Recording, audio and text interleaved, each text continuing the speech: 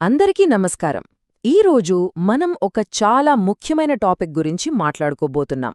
అదేంటంటే భారతదేశంలోకి ఇస్లాం ఎలా వచ్చింది, ముఘల్ పాలనలో అసలు ఏం జరిగింది. చాలామందికి తెలిసిన కథలుంటాయి, కాని వాటి వెనుక ఉన్న నిజమైన చరిత్రేంటి? ఆ కల్పనలకు అతీతంగా కాస్త లోతుగా చూసే ప్రయత్నం చేద్దాం రండి. చూశారు కదా, ఇస్లాం భారతదేశంలోకి ఒకే ఒక్క దండయాత్రతో రాలేదని. మరి ఎలా వచ్చింది?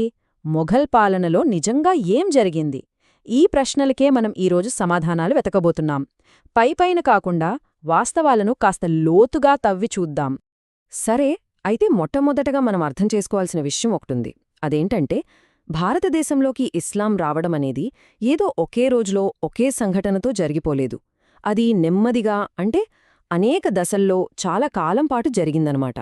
ఈ టైంలైన్ చూస్తే మనకొక క్లారిటీ వస్తుంది. మొదటి దశ ఎప్పుడో 7వ శతాబ్దంలో మొదలైంది. అప్పట్లో అరబ్ వ్యాపారులు మన పశ్చిమ తీరానికి, ముఖ్యంగా కేరళ లాంటి ప్రాంతాలకు వచ్చారు. వాళ్లు వచ్చింది యుద్ధానికి కాదు, వ్యాపారం కోసం.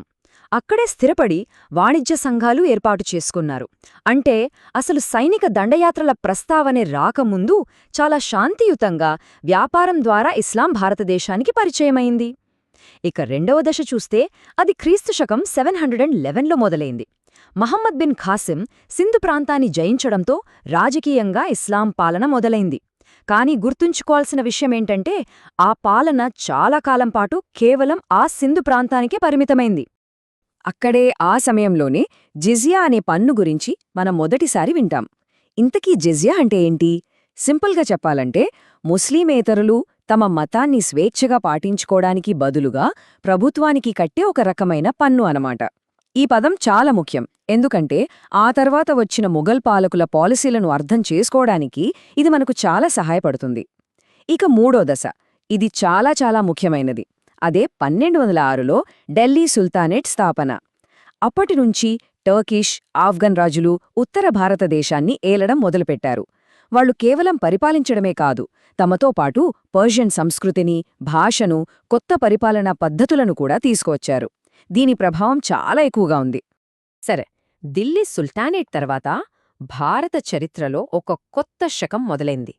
అత్యంత శక్తివంతమైన ఒక గొప్ప అధ్యాయం. అదే మొఘలుల శకం. కరెక్ట్గా 1526లో బాబర్ చేత మొఘల్ సామ్రాజ్యం స్థాపించబడింది. ఆ టైంలో అది ప్రపంచంలోనే అత్యంత సంపన్నమైన, శక్తివంతమైన సామ్రాజ్యాలలో ఒకటిగా నిలిచింది. అంటే దాని స్థాయి అర్థం చేసుకోవచ్చు. మరి వాళ్ల పాలన ఎలా ఉండేది? సుమారు 300 సంవత్సరాలకు పైగా సాగింది వాళ్ల పాలన. దీన్ని మనం మంచిది అనో చెడ్డది అనో ఒక్క మాటలో తేల్చేయలేం. ఇది చాలా సంక్లిష్టమైన కథ. ఇందులో సహనముంది, అదే సమయంలో సంఘర్షణ కూడా ఉంది. రెండూ కనిపిస్తాయి మనకి. సరే, ఇప్పుడు ఈ మొత్తం విశ్లేషణలో చాలా కీలకమైన పాయింట్కి వస్తున్నాం. మొఘల్ పాలసీలు ఎప్పుడూ ఒకేలా లేవు అని చెప్పాను గదా.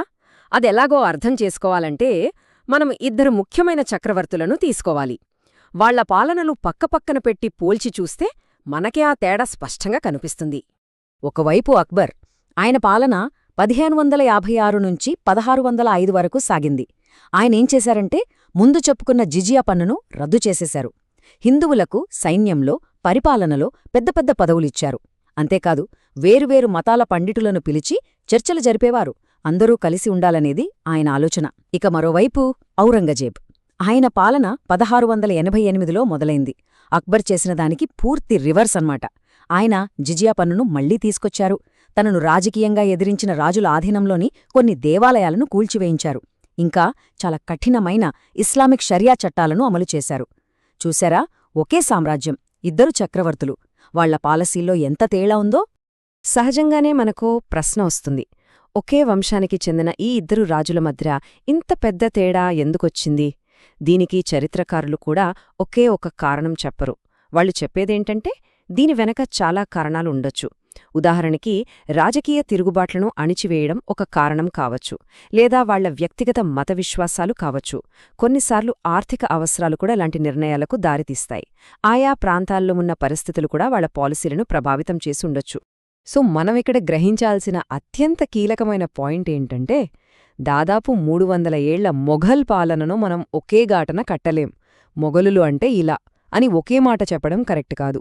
రాజు మారినప్పుడల్లా, కాలం గడిచే కొద్దీ, ప్రాంతాన్ని బట్టి కూడా వాళ్ల పాలసీలు మారుతూనే వచ్చాయి. సరే, ఇప్పటిదాకా రాజకీయాలు, గొడవల గురించి మాట్లాడాం కదా. అవన్నీ పక్కన పెడితే మొఘల్ యుగం మన దేశానికి అందించిన గొప్ప సాంస్కృతిక వారసత్వం కూడా ఉంది.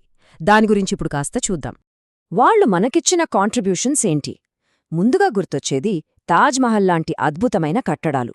ఇంకా ఇండో పర్షియన్ సంస్కృతి అని ఒక కొత్త స్టైల్ డెవలప్ అయింది.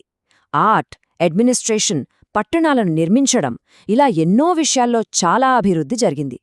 చివరికి మనం మాట్లాడే భాషలో, మనం తినే తిండిలో కూడా వాళ్ల ప్రభావం ఇప్పటికీ కనిపిస్తుంది. ఓకే, మనం దాదాపుగా చివరకొచ్చేశాం. ఇప్పటిదాకా మనం చూసిందాన్ని బట్టి చాలామంది నమ్మే సింపుల్ కథలకు, అసలైన చారిత్రక వాస్తవాలకు మధ్య ఎంత తేడా ఉందో ఇప్పుడు స్పష్టంగా చూద్దాం. ఈ టేబుల్ చూస్తే మనకు మొత్తం విషయం అర్థమైపోతుంది.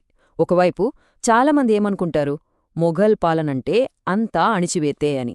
కాని వాస్తవమేంటి? కొందరు రాజులు వివక్షాపూరిత పన్నులు వేశారు, నిజమే. అలాగే మరోవైపు అంతా సామరస్యంగా ఉండేదని కూడా అనుకుంటారు.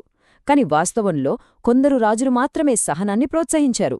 ఇంకో ముఖ్యమైన విషయం, వాళ్లు తీసుకున్న ప్రతి నిర్ణయం వెనక కేవలం మతమే కారణం కాదు, రాజకీయాలు, అధికార పోరాటాలు కూడా పెద్ద పాత్ర పోషించాయి.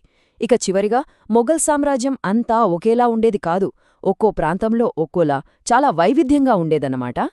కాబట్టి ఫైనల్గా మనం గుర్తించుకోవాల్సింది ఇదే: చరిత్రను అంతా మంచి లేదా అంతా చెడు అని సింపుల్గా తేల్చేయకూడదు.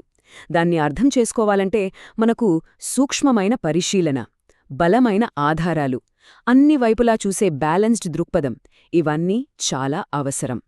సరే, ఈ విశ్లేషణను ఒక ప్రశ్నతో ముగిద్దాం. చరిత్ర ఇంత సంక్లిష్టంగా ఉంటుంది అని తెలుసుకోవడము ప్రస్తుతం మన చుట్టూ ఉన్న ప్రపంచాన్ని మనం చూసే పద్ధతినేమైనా మారుస్తుందా? ఒక్కసారి ఆలోచించండి.